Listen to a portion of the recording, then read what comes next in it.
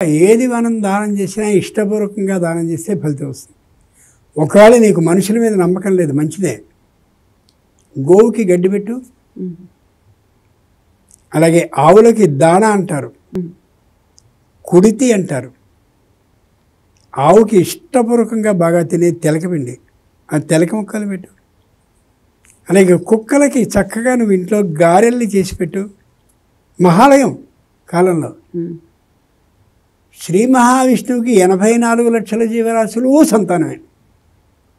ఏ సంతానానికి నువ్వు నీ తల్లిదండ్రులు తలుచుకుని దానం చేసినా, ఇష్టపూర్వకంగా ఇచ్చినా, ఆయన అబ్బో బాగుంది అనుకుంటాడు.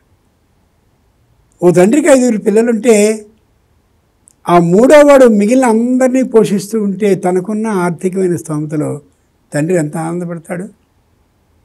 అలాగే నీ ఇష్టం వచ్చినటువంటి పశు పక్షి జాతి వాటికి ఆహారాన్ని పెట్టు. తల్లి తండ్రిని తలుచుకుని వీడెవరో ఇదెవరితో ఎంత బాగా చేస్తుంది, అలా చేస్తే మంచిది.